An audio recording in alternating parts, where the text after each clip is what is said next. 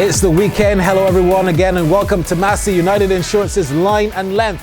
It's the cricket program where we look at the sport not only in the region but internationally as well. I'm Barry Wilkinson. Hello to all of our friends, especially watching this episode on Digicel's Sportsmax. Well, it's been a successful week for women's cricket in the region. Barbados actually won the Super 50 tournament in Trinidad and Tobago. It was a fantastic final against Jamaica. And what do you know, we're going to look at some highlights of how Barbados were able to do it. We're also going to talk about how the leading bowler was able to get her line and length correct to pick up the most wickets. On the program, we have Shakira Selman. We also have one of the officials for the women's team, Hartley Reid. He's going to be on the show to tell us about how things went for that Super 50 tournament. And like I said, thanks to CNMG, we're going to have a look at how the women were able to bat so well in that final. Also on today's program, Kumar Sangakkara says goodbye for the final time to Test cricket. And we're going to hear some glowing tributes about this fantastic left-hander who has shaped the world for the better for cricket in Sri Lanka. International cricket, guess who is back in the mix? It seemed like only yesterday that Salman Butt and Mohammad Asif and Mohammad Amir were banned from playing international cricket for what was a well-documented match fixing scandal. But time has passed, some wounds have healed, and indeed, the tribunal says they're clear to play again from as early as week after. We're going to discuss that and much more. You don't want to miss this episode of Massey United Insurance's Line and Length. Across the Caribbean, more people are placing their trust in Massey United Insurance for the protection of the things that are important to them, their homes, businesses, and their prized possessions. That's because Massey United Insurance offers excellent general insurance coverage to help you manage whatever life sends your way. Our cadre of well-reputed agencies and trained insurance professionals are always ready to provide you with sound advice and prompt service. Choose the security and sound strength that is Massey United Insurance. Welcome back to the program. Like I said, women's cricket is going to take center stage for the first segment. I'm happy to have Shakira Selman here with us. She was actually the leading wicket taker in the entire tournament for the women's competition. It was a Super 50 in Trinidad and Tobago, and Barbados won against the Jamaicans in that grand final. Hartley Reid, of course, he was not the manager, but he is a big official. Hartley, what's your exact title with the women's cricket? I'm the chairman of the Women's Committee, the BCA's Women's Committee, so I am responsible for the cricket. Indeed, and you were there, which is important. But yes, I promised them that if they were to get to finals, yeah. So after defeating Jamaica in the very first match, I made all preparations and hurried on down to join them. Well done, well done. Now, Shakira, take me back to this tournament first of all. Everyone seemed to have picked Jamaica as a favorite in the competition, but you took care of them in the very first game and then in the final. What was the competition like for you? Well, the competition wasn't as challenging as we expected. Honestly, as you said, Jamaica went in as the favorites, having won the tournament 5 years back to back. Wow. Yeah, but for a long time, Barbados have also been one of the teams to beat, having 7 West Indies players in the squad. We always thought that we should have done a lot better. We should be able to win the tournament. And this time we actually went out there and did that. Now, the Jamaicans, from what I saw and what I realized, would have been heavily dependent upon Stephanie Taylor. And although she didn't do too bad in that final, you guys were able to build a good score. When you batted, who were the leading run scorers that got you that big total? Well, we had a really good opening partnership by Kaisia Knight and Hayley Matthews. Hayley actually got a half century in that game, and Kaisia, who only played her second game in the tournament, was able to get 39 or something. So that really helped us, give us the momentum from the start of the game. And then Kaishona was able to come on with her good form and score above 60 in the game. That really helped us. 242, we were really confident with that score. And having played the Jamaicans in the first game and defeated them, we knew that we could limit them to under 150, especially with our bowling attack. You know, you look at the fact that Barbados's women's batting, like you said, Hayley Matthews has been the wonder girl recently. She has sprung out of nowhere in terms of the plans that would have been for women's cricket, because about a year or two ago, Hayley Matthews was not on the lips of women's cricket. How has she blended in this side? Well, Haley has been playing for a long time with the team, but like you said, she wasn't one of the players that everyone was talking about. But I think playing with the boys, she's played a lot of school cricket, and I think that's helped Haley a lot. And she did really well her first ODI series in Australia, and since then she's sprung on a lot. We played the second division against the men, and that gave us a really good practice for this tournament. You think that was a very good move to have the women play in the BCA's second division? Yes, I think that really helped. The men are always very challenging, but we did well. We were actually able to win some of the games against the men. So we went over to Trinidad being very prepared. I'm going to get to your bowling in a moment. I want to talk to Hartley on this match. Hartley, you wear a number of hats. You explained that one just now. But the BCA, I think, although they don't have women's contracts any longer for the time being, they have been instrumental in getting the women to play in the tournament. I remember about 15, could be even 20 years ago, it was a big hullabaloo when Pamela Levine was set to play a match for Empire, and everyone shut it down. Now it is a given that women are playing so well in cricket to have their own team. What was that, like around the round table for some of the old hearts who might not have wanted women to be playing against the men? Surprisingly, a number of the members of the board were in favor of the cricket. The issue is that some senior officers weren't too happy, but we fought, and because what we are looking at is that eventually, it is the belief of the BCA that the ICC will ask the West Indies Cricket Board to play Test cricket. Mm-hmm. That being the case, Barbados, and they're moving rapidly towards it as well. Barbados will not be caught with their pants down, literally. Well, so what we, especially with women's play, you don't want that. They're most embarrassing. Yeah. So what we have said, okay, we'll put them in the second division, because normally they were actually playing among themselves, and that was no competition. Right. So we said we'll put them in the second division because, as you know, Barry, the second division plays two types of cricket. The first innings is the limited over 35 overs. Yeah. That's what the girls play now, limited over cricket. And then the second day is the cricket where you either play for the victory or the draw. Exactly. Yeah. So depending on how you finish the first day, you either go for a victory or you bat as long as possible to save. How do you see them so far in the tournament? Would you say that they have been very competitive? Oh, not me. You should ask the men. Those girls, they are so well. They're playing so well now that when cricket first started, the fellas were very skeptical. Now they are coming not to be beaten by the girls. They actually say, "You will not beat us." Against Central. Have they lost the match? Yes, only one. Okay. MTW. Mm-hmm. They lost that one because the MTW came fully, and they were bowling pretty quickly, and the girls were very apprehensive. I'm going to say to you now that any other team that comes with a similar disposition, the girls will play differently, because they now recognize how to play the fast bowling, and they will not show any fear at all this time. No, Shakira, that's good, because that obviously got the girls prepared for this final, because now playing against girls, you would have been much more mature and had better competition. Your bowling. I first saw you as a young Comerian. You were playing at Sheffield. I was amazed to see when you were only in your early teens how well you could have played cricket. Your bowling has come on leaps and bounds. Tell me about how you were able to prize out the most wickets in the tournament. It has. I've worked a lot on bowling a lot straighter. I've been following a lot of women's games. You would have noticed I wasn't in the team that recently went to Sri Lanka.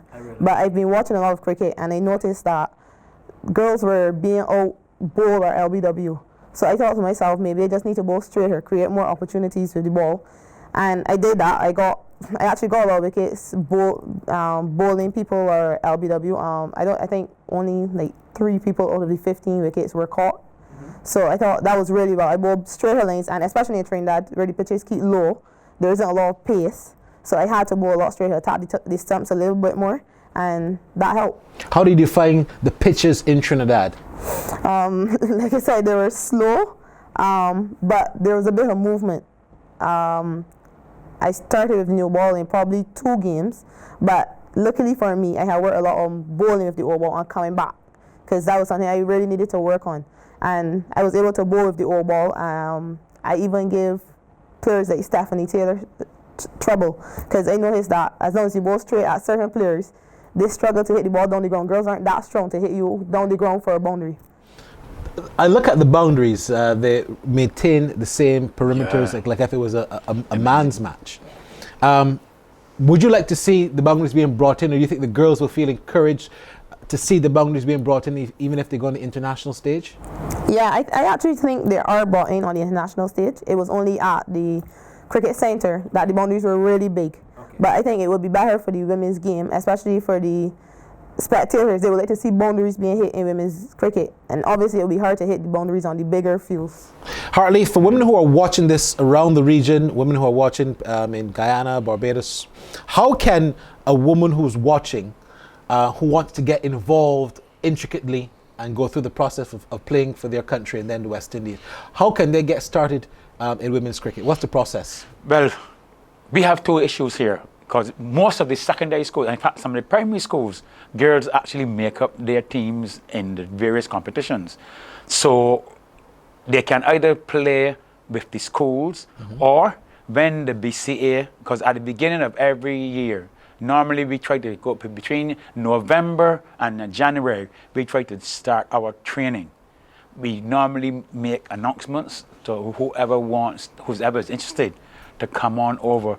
And right now we have a number of youngsters, 13, 14, 15s, who are actually training we train on the Tuesdays and Thursdays. And they make up our squads, because there's also on the 19 team. We were unable to have that competition this year because it was pretty close to this women's Trinidad the competition that was played in Trinidad and Tobago. And although the BCA, we sent invitations, a number of the territories stated that they could not afford to, because some of their girls who would be playing on the 19 would also have been playing in the senior team. So we were unable, and it's a bit disappointing to our girls who have been training very hard to play on the 19. Right. But we have an under 19 squad and a senior squad. Right. And Alison Gordon, who she actually was a part of our senior squad in Trinidad this year. And she's on 19. She's from elementary school. She's only 17. Will the BCA be looking to give these young ladies back contracts, retaining contracts, like what the men have, since women's cricket is evolving? And also, they're playing against Pakistan, I think in October. So they are playing year-round now like the men. Barry, contrary to what you might have heard in other areas, in other fora, the BCA has not stopped the women's contract. They haven't? No, they haven't. What happened is that after the PCL came about, right, Professional Cricket League, yeah, and the West Indies Cricket Board, now they are paying the men that who Barbados, the BCA used to pay. Right. The decision has already been taken. Indeed, we had 5 girls on the contract. And once again, it was agreed with the 5. But immediately after that meeting, I met with the CEO, acting Mr. David Dean, and we discussed it. And we said that we will go back to the board, right, and ask to increase that number, because now that we do not have to pay for these men, because they are already looked after by the West Indies Cricket Board, we can increase the number of contractees with females. So we will be, and as soon as the new board sits, you can rest assured one of the first items on the agenda will be finalizing and inviting these girls to contract. So there are 5 who are on contracts, so you're looking to increase that number, is that what you're saying? We want to increase that number from 5. The BC elections are coming up. Joe Garner trying to maintain his play, and Cornel Riley is trying to unseat him.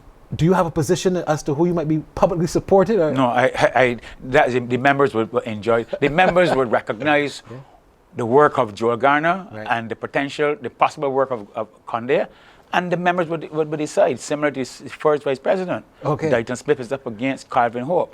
Once again, that combination went to elections already and were defeated. We'll see what happens again this time. Hartley Reid, we can't stop a man who was a former police, you know. He knows how to respond. Finally, Shakira, you want to thank anyone? I know your coach, Ezra Mosley, has been working very hard with you.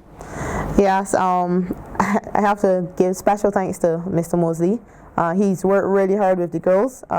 We also have Richard Clark working with the girls over a couple of months, and he's been there on weekends for the second division games. Also, Pedro Collins Yes, he's the coach of the UE team.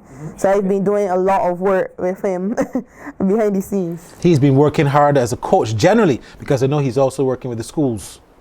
But you see, she doesn't want to admit, but she plays for the Blackbirds, UE Blackbirds, in the BCA's domestic competition. Right. Because we also have a domestic competition, and the BCA we don't mind. So the girls traverse the fences, and they go from BCA to UE, and they actually won everything this year. UE Blackbirds. Wow. So and Pedro has done an excellent job. He is as a cricketer and now as a coach. I want to thank Shakira. I also want to thank Hartley for popping in. When we come back on Mass United Insurance's Line and Length, we're going to talk about the Pakistani trio who are looking to play for their country again. Don't you move a muscle. Across the Caribbean, more people are placing their trust in Massey United Insurance for the protection of the things that are important to them, their homes, businesses, and their prized possessions. That's because Massey United Insurance offers excellent general insurance coverage to help you manage whatever life sends your way. Our cadre of well-reputed agencies and trained insurance professionals are always ready to provide you with sound advice and prompt service. Choose the security and sound strength that is Massey United Insurance. Welcome back on the program. Well, the big news internationally in cricket this week has been about the Pakistani trio, Salman Butt, Mohammad Asif, and of course Mohammad Amir. The former Pakistan Test cricketers will be free to return to competitive cricket from the 1st of September, and this has been confirmed by the International Cricket Council. Well, you would remember that the duo were banned. I'm talking first of all about Butt and Asif for 5 years in 2011 for corruption, but those backdated sanctions are due to expire. Bola Amir, who was banned at the same time, now he returned to Pakistani domestic cricket, and that was early this year, so his ban has was lifted already. All three will now be eligible to play international cricket, and that is as early as next month. Amir, 23, fellow bowler Asif, 32, and captain Butt, 40, were convicted over spot fixing offences in a test match against England in Lords almost some 5 years ago. Now, Andrew Seeley is here with me. Andrew, this news has rocked the entire cricketing world that they've served their time. Butt went to jail, so too did Asif. It just seems like yesterday that this happened. Do you think that their entry back into the Pakistan team is going to be easy? Will they be accepted back, you reckon? I suspect not, Barry. Some of the news clippings we've been seeing already suggesting that any return of the trio would be unfair to the current Pakistani crop of cricketers.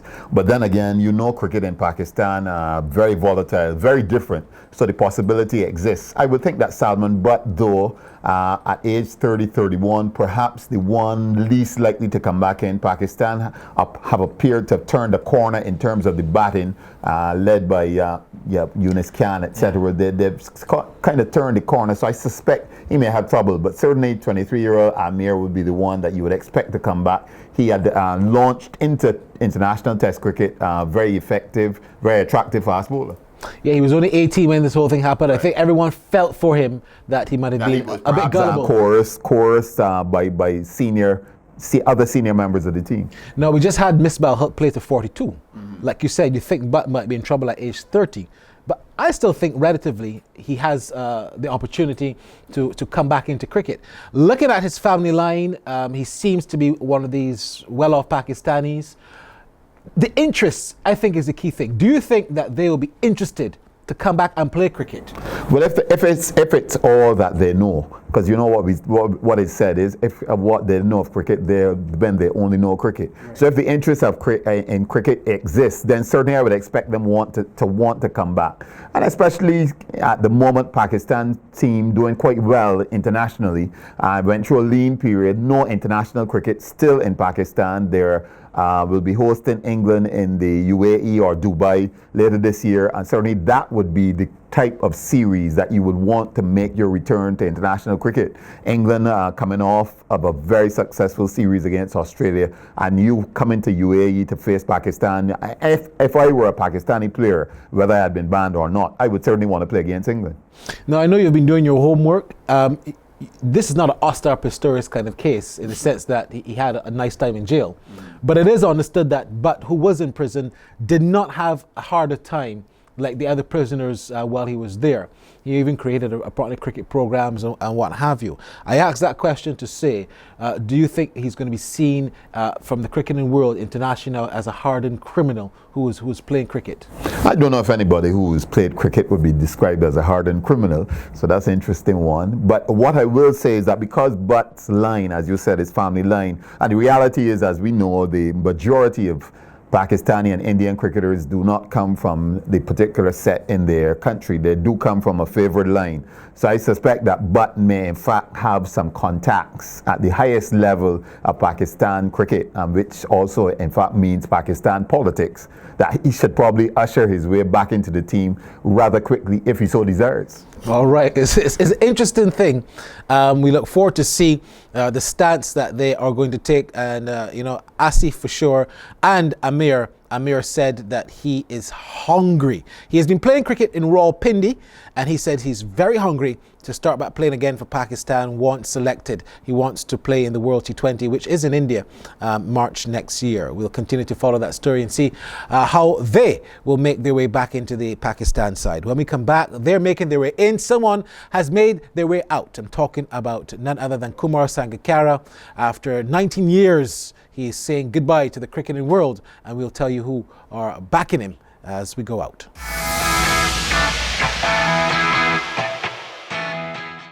Across the Caribbean, more people are placing their trust in Massey United Insurance for the protection of the things that are important to them, their homes, businesses, and their prized possessions. That's because Massey United Insurance offers excellent general insurance coverage to help you manage whatever life sends your way. Our cadre of well-reputed agencies and trained insurance professionals are always ready to provide you with sound advice and prompt service. Choose the security and sound strength that is Massey United Insurance.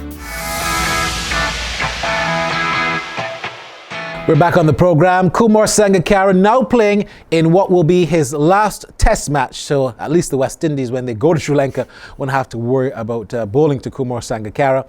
Playing in this final test against India. It's been a tremendous career for Kumar Sangakkara. The left-handed batsman has broken records, and he's really sat next to some of the greats of the game. In fact, only last week, ESPN Cricinfo were looking at who are the 5 best left-handers to ever play the game, and he actually was one who many people voted for, even if he was not favoured among the 5 chosen. So Sangakkara saying goodbye is indeed a big thing. It's an era of Sri Lankan cricket that has come to an end, and many of those who he would have played against are wishing him a successful retirement. A lot of left-handers, I know for a fact, really look up to him and the way he plays and his technique, and the way he scored runs all over the world.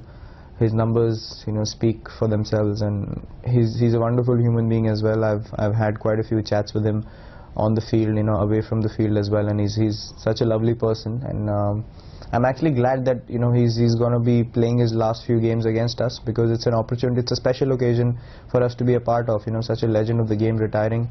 As a young side, it'll be an honor for us to give him that respect in his last few tests. And he's been the backbone of Sri Lanka cricket along with Mahela Jayawardene for so many years, and we are extremely thankful to Sangakkara for what he has done and what he has achieved. Truly proud to play along with him and to share the same dressing room. Great admirer of Kumar Sangakkara, both the batsman and the man. That speech that he made, what was it, the Cowdrey lecture, I think, I thought that was not only a very intelligent speech, but a very brave one. The way that he came out and said some things that were critical of his own board, critical of the game of cricket. It didn't surprise me, because that's the way he's played his cricket, and he is a deep thinker on the game.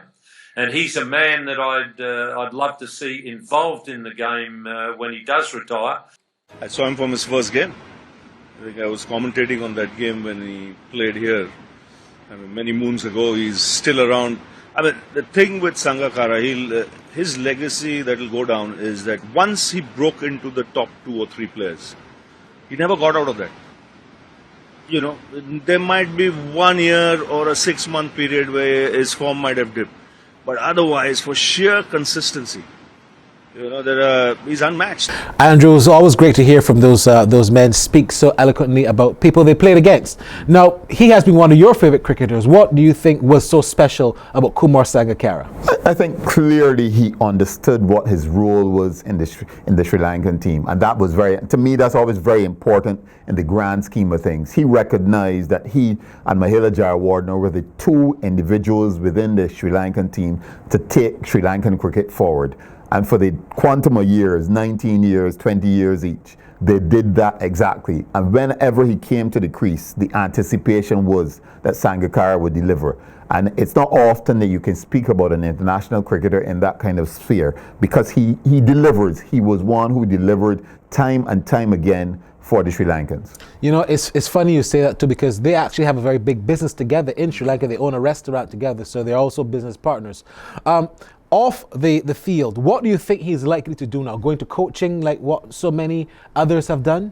I'm not sure. I guess after 19 years, your first instinct is to take a break away from the cricket in action and get yourself together with your family and then make a determination. But I certainly believe that Sri Lankan cricket is going to be kind of lost without him. In fact, skipper Angelo Matthews has a tremendous task on his hands now to mold a new Sri Lankan team. I imagine a Sri Lankan team without Jayawardene and without Sangakkara. It's unbelievable.